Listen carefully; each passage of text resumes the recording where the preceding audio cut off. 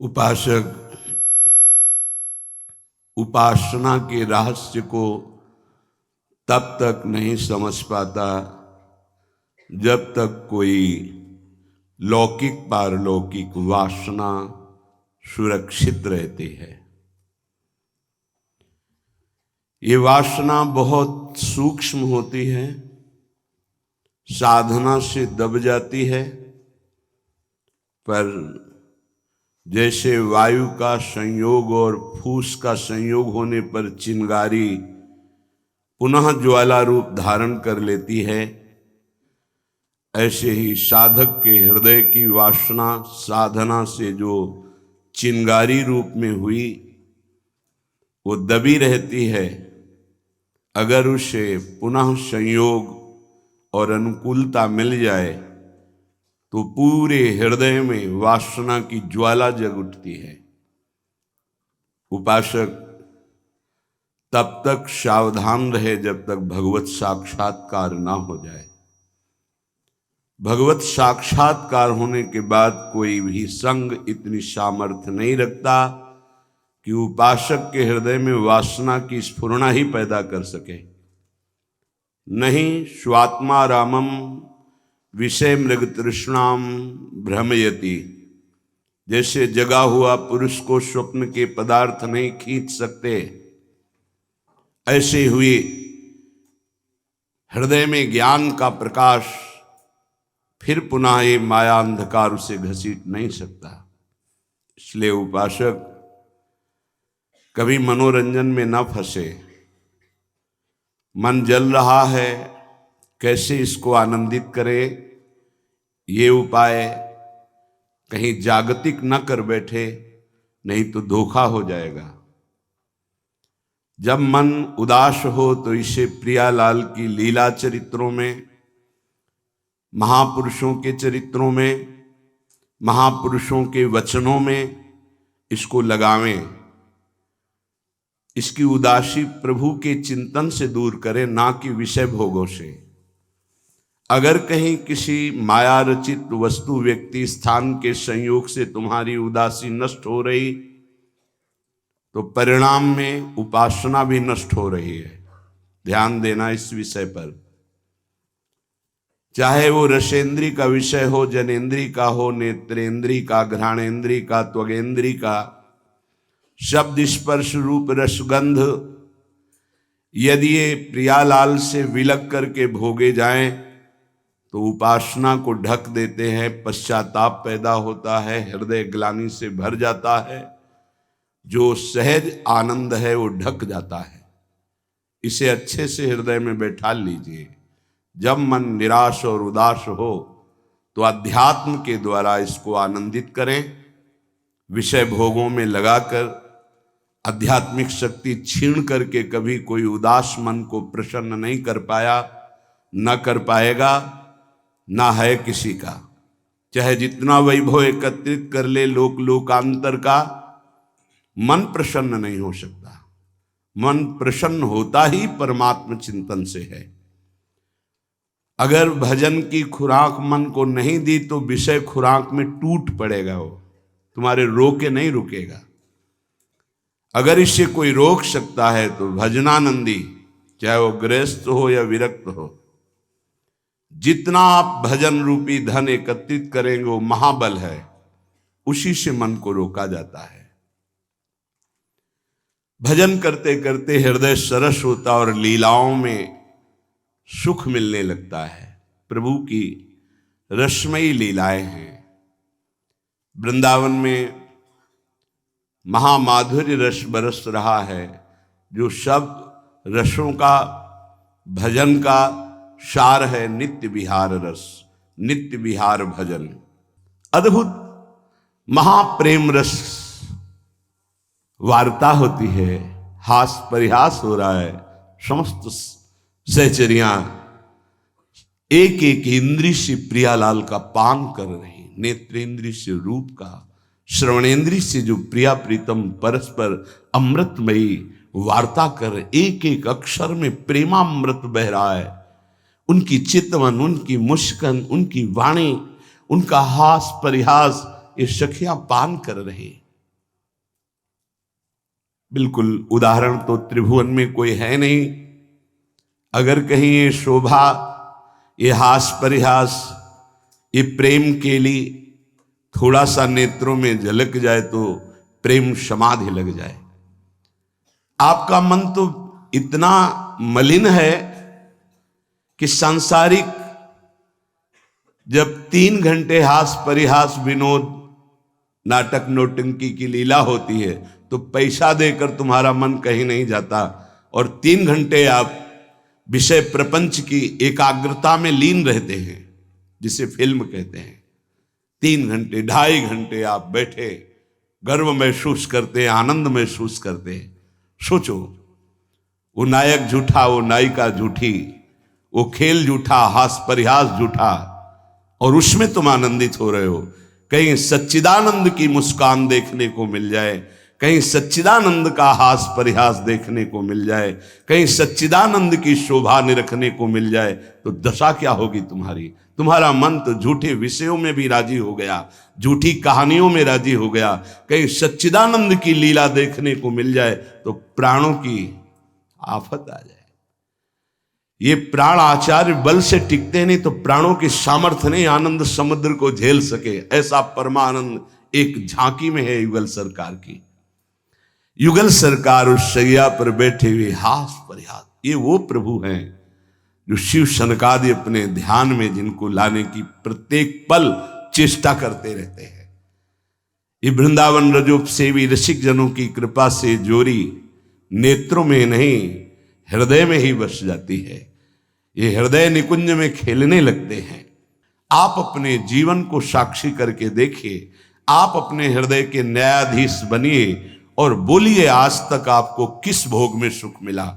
तत्कालिक आपकी तन्मयता के कारण आपको लगता है कि मैं भोग रहा हूं अमुक पदार्थ अमुक भोग, उसमें सुख है, लेकिन थोड़ी ही देर बाद फिर आप निर्णय कीजिए जो आपने भोगा वो क्या था। फिर और थोड़ी देर बाद तो आप देखेंगे नवीन तृष्णा पैदा हो गई पुनः भोगने की, कि अभी तो अनुभव नहीं हुआ, एक बार फिर देखता हूं।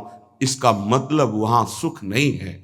इसलिए पूज्यपाद श्री उड़िया बाबा जी महाराज कहते हैं, अय उपासक, मन में यदि कोई वासना रखोगे तो तुम्हारा पुनर्जन्म निश्चित है। बहुत ध्यान से सुनिएगा, ये बड़े न्यायाधीश हैं, ये ब्रह्म प्राप्त भगवत प्राप्त महापुरुष जो बोलते हैं, यही प्रमाण माना जाता है। अगर आप महान पाप किए हैं और कोई महात्मा कह दे जाओ कुछ नहीं सब ठीक है, एक भी पाप का दंड आपको नहीं मिलेगा। सच्ची मानना, ये न्यायाधीश हैं, ये बड़े बड़े महापुरुष, इसीलिए इनसे जो लाभ मिलता है वो भगवान से भी बढ़कर लाभ कहा जाता है।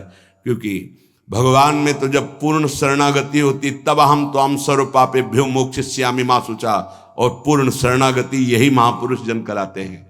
एक एक शब्द पर कभी संशय मत करना। ये जीवन का वो सूत्र है जिनके आधार पर बाल्यावस्था से चला गया है। अय उपासक, अय साधक, मन में यदि कोई वासना रखोगे तो पुनर्जन्म तुम्हारा निश्चित हो गया है। होश में हो जाओ। वासना, ये भोग लूं, ये देख लूं, ये चाहत है, इसके सिवा हम नहीं कुछ पसंद करते, इसके बिना हम नहीं जी सकते, ये सब वासना। हिरण में ममता हो गई तो भगवान के पुत्र हैं, भगवान ऋषभ देव जी के पुत्र हैं भरत जी महाराज, अगला जन्म हिरण का हुआ। स्त्री में आसक्ति हो गई पुरंजनी में, तो पुरंजन का अगला जन्म स्त्री का हुआ। अगर कोई भी वासना है आपका जन्म होगा, प्रमाण से कहते हैं बाबा। प्रार्थना करते हैं कोई वासना रहने न पावे, नहीं तो अगला जन्म हो जाएगा, बड़ा निकृष्ट भी हो सकता है। हम एक बहुत बड़े महात्मा की बात बता रहे हैं। बाबा कह रहे हैं जब हम राम घाट में रहते थे गंगा की, तो एक बड़े अच्छे महात्मा वहां थे। उन्होंने एक अपनी कुटिया बना रखी थी। एक दिन उनके कोई बड़े धनी मानी भगत आए और सोने की कई मुहरें चरणों में रखी, भेंट में रखी। उन्होंने सोच करके ले लिया कि संत भंडारा करेंगे और गीता जी के एक बस्ते में बांध कर रख दिया। वस्त्र को आवेष्टित करके ग्रंथ को जब रखा जाता है तो उसे बस्ता कहते हैं। एक रस्सी होती और उसको जब ऐसे करके कई बार लपेटा, उसी में वो स्वर्ण की मुद्राएं रख दी, मोहरें। सोचा कि कभी समय आएगा तो हम भंडारा कर देंगे। कुछ संतों ने उनसे कहा चलो तीर्थ यात्रा करने बद्री नारायण चलते हैं। चिंतन में आया कि वो मोहरे रखी, भंडारा करना था, पर संतों से कह नहीं पाए और चले तो बद्री नारायण नहीं पहुंच पाए, रास्ते में ही प्राण निकल गए। प्राणों का क्या भरोसा, कौन सा कदम आखिरी होगा किसको पता, कौन सी श्वास आखिरी होगी किसको पता। इसलिए बहुत चतुर सुजान वो हैं कि कोई संकल्प नहीं रहने देते, नहीं रखना चाहिए। चतुर सुजान साधक कल हम ये करेंगे, नहीं नहीं, अगर श्री जी ने चाहा तो कल ऐसा हो जाएगा। शब्दों में बंधना, शब्दों में ही मुक्त होना, संकल्प में ही बंधना और संकल्प से ही मुक्त हो जाना, दोनों बातें हैं। कल मुझे अमुक जगह जरूर जाना है, तुरंत अंदर से हाँ श्री जी ने चाहा तो जरूर चले जाएंगे। वाणी से भले चूक हो जाए, अंदर से चूक नहीं होनी चाहिए। तत्काल आराध्य देव को बीच में लो, नहीं फंस जाओगे। एक बार भी आराध्य देव को बीच में नहीं लिया, रास्ते में प्राण निकल गए। चिंतन चल रहा था कि लौट के आएंगे तो स्वर्ण मुद्राएं जो रखी उनको बेच करके फिर भंडारा करें। सदिच्छा भी नहीं रखनी, ये बहुत सूक्ष्म विषय है। अब उनका शरीर छूट गया। शरीर जब छूट गया तो शरीर की अंतिम क्रियाएं हुई जो संत की होती। 16 दिन बाद कुछ संतों को प्रसाद पवाया गया। महीना व्यतीत हुआ महाराज की कुटिया की जो सेवा सफाई में, तो बस्ता एक ऊंचे पे दिखाई दिया। देखा कि गुरु जी की गीता रखी हुई है। कोई बात नहीं है, कभी समय आएगा तो पढ़ेंगे, गुरु जी की गीता है। रात्रि में स्वप्न हुआ उनके शिष्य को कि बेटा मैं पतित हो गया, चूक हो गई। अंतिम समय स्वर्ण मुद्रा का ध्यान होने के कारण मैं सांप बनकर उसी बस्ता में बंधा हुआ हूं।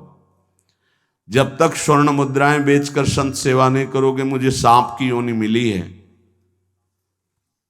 पूज्य पादुड़िया बाबा भी वहीं रामघाट में थे। उन्होंने स्वप्न सुनाया कि ऐसा ऐसा गुरुजी का स्वप्न देखा। तो सब संत एकत्रित हुए, सबके सामने जो ही बस्ता खोला गया सोई नवीन अवस्था का सर्प फड़काड़ के खड़ा हो गया। स्वप्न सच्चा निकला, क्योंकि वो आदेश हुआ था गुरु जी का। वो एक स्वप्न नहीं था, वो एक आदेश था। इसलिए सब संतों को एकत्रित किया था कि ऐसा कुंडली मारे फन काढ़े उन्हीं स्वर्ण मुद्रा के ऊपर वही महात्मा जी, क्योंकि स्वप्न में बता चुके थे। उस वस्त्र में देखा गया कोई छिद्र नहीं था जिससे सर्प घुसकर पहुंच सके स्वर्ण मुद्रा तक, क्योंकि कई लपेट होते हैं बस्ता में। ये देखकर सब महात्मा आश्चर्यचकित हो गए कि भाई थोड़ी सी असावधानी हुई कि स्वर्ण मुद्रा का चिंतन बना तो सर्प होकर के गुरु जी को बैठना पड़ा। उस सर्प को बड़े सम्मान, किसी को कुछ नहीं काटा, कुछ नहीं छेड़ा, उसको बहुत सम्मान से आदर पूर्वक जंगल में जाके दुखी होकर शिष्यों ने छोड़ा और उन मोहरों को बेचा गया। संत भंडारा हुआ, उनकी जो ही वासना की पूर्ति हुई, ये वासना बन गई थी, तो ही शरीर छूटा उनका और अपनी गति को प्राप्त हुए। इसलिए उपासक, ये सद्वासना थी। सद्वासना जब बंधन को प्राप्त करा सकती है तो असद वासना कौन कौन सी दुर्गति देगी, ये बहुत सूक्ष्म विषय है। एक महात्मा पधार रहे थे तो वृक्ष के नीचे लेटे थे, ऊपर आम का फल था। पके हुए आम के फल में दृष्टि चली गई। अंतिम समय तो उसी में कीड़ा बनकर आम के पेड़ में आए।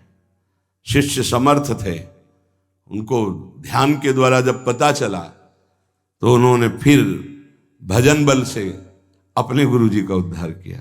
कई बार ऐसा देखा गया है कि शिष्य के द्वारा गुरु को भगवत साक्षात्कार होता है। सुतीक्ष्ण जी को पहले से ठाकुर जी का साक्षात्कार हुआ, साथ लेकर फिर अपने गुरु जी के पास साक्षात्कार करवाने प्रभु को गए। बड़ी महिमा है भजन की। गुरु प्रदत्त भजन से बड़ी सामर्थ्य शिष्यों में जागृत हो जाती है। विश्वास करो, विश्वास करो, बाबा 2 बार कह रहे हैं। जो कह रहे हैं उस पर विश्वास करो। कोई वासना मत रहने दो। ढूंढ ढूंढ करके वासना को नष्ट कर दो। तुमसे ना नष्ट होती हो तो गुरुजनों के सामने रख दो, प्रभु के सामने रख दो। प्रभु इस वासना को नष्ट कर दो। देख लो, भंडारे की वासना ने सांप बना दिया, मृग की वासना ने मृग बना दिया, हिरन बना दिया। हमारी इतनी वासना है, हमारा क्या होगा? कभी विचार किया है अंदर बैठ के? कितनी बाजार लगी वासना की। ये सब वासनाएं कट जाएंगी यदि एक सूत्र रख लो, श्री जी की इच्छा। ऐसा करेंगे, हाँ, श्री जी की इच्छा से, अंदर से ऐसा, हाँ, प्रियाजू की जैसी इच्छा। वो तुम्हें बांध ही नहीं पाएगी कोई वासना, क्योंकि प्रियाजू प्रधान हो गई है। उपासक प्रभु को भूल जाता है। जब कोई वासना होती तो अपना ऐसा अंधकार पैदा करती है कि प्रभु को भूल जाता। जैसे भरत जी भूल गए, जिन प्रभु के स्मरण में बाधा ना पड़ जाए, राज रानी राजपुत्र और राज्य का त्याग कर दिया। वही हिरन की बाधा को कैसे स्वीकार कर लिया कि प्रभु का विस्मरण हो रहा है, प्रभु की सेवा छूट रही हो, हिरन के दुलार में घूम रहे हैं। हिरन बनना पड़ा। बहुत सावधान। अगर हम सब सावधानी पूर्वक उपासना करें तो इसी जन्म में हम जीवन मुक्त हो जाएं। गुरुदेव, इष्ट, इष्ट का मंत्र और माला, ये साधना की 4 विशिष्ट पद हैं।